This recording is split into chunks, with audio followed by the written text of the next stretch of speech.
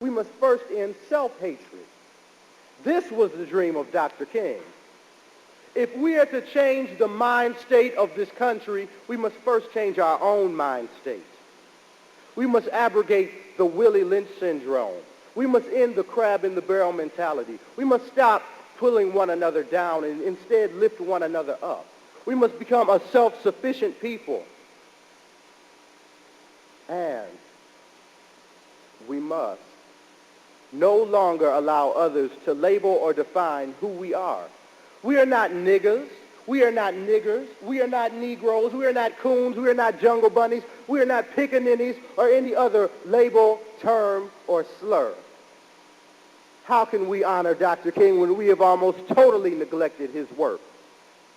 What would Dr. King think if he knew that we were degrading ourselves and one another and disrespecting and exploiting our women?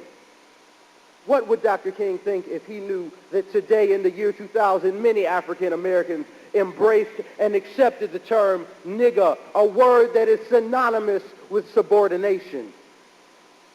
What would Dr. King think if he knew that many African Americans tolerated racism without acting or speaking out? That is not passive resistance, my brothers and sisters. That is complacency, docility, and in some cases, cowardice. Dr. King would be drawn to tears if he were alive today. Yes, we have come a long way on the road to unity and harmony and justice, but we still have a very long way to go. No, we are not fighting to integrate the school system or the workforce or the lunch table, but we must push on. We must persevere, regardless of the trials and tribulations that we face. Because Dr. King fought so fervently to make his dream a reality, today I have a dream. As the elders say, let me stand on his shoulders and reach a little higher. I have a dream that one day the streets of the inner city will be rid of hypodermic needles and broken glass and beer bottles and debris. I have a dream that one day people of African descent will be able to walk those same streets without fear of police brutality, hate crimes, and most importantly, black-on-black crime. I have a dream that one day people, black people from all walks of life will be able to come together and sit down at the table of brotherhood. And after we have sat at that table, then and only then will we be able to sit down with the sons of the slave master. Until we are on a unified front, we will never gain the respect that is due to us. I have a dream. Despite what the bigot says, I have a dream. Despite what the racist says, I have a dream. Despite what the hater says, I have a dream. I have a dream that one day in this America, a country overrun with hatred, racism, bigotry, and injustice, we will be allowed the freedom to celebrate our ethnicity, the freedom to worship as we please, and the freedom to think as we please. I have a dream, my people, this day I have a dream.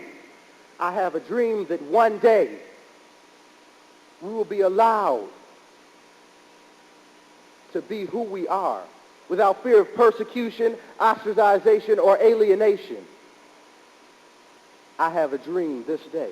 I have a dream that one day we will be respected not because we live in a colorblind society, but because we are a specific and unique group of people.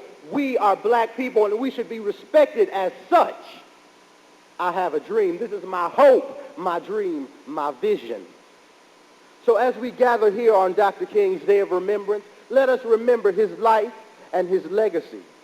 Let us remember his dream, and let us strive to make his dream our own. Let us strive to make his dream manifest and materialize. Let us remember the freedom fighters who fought for us to be here today, who fought for us to be able to be one people. Let us remember Frederick Douglass and Harriet Tubman and Martin Luther King, but let us also remember Bull Connor. Let us remember the racists who did not want Dr. King's dream to come true. Let us remember them also. I thank you for your time.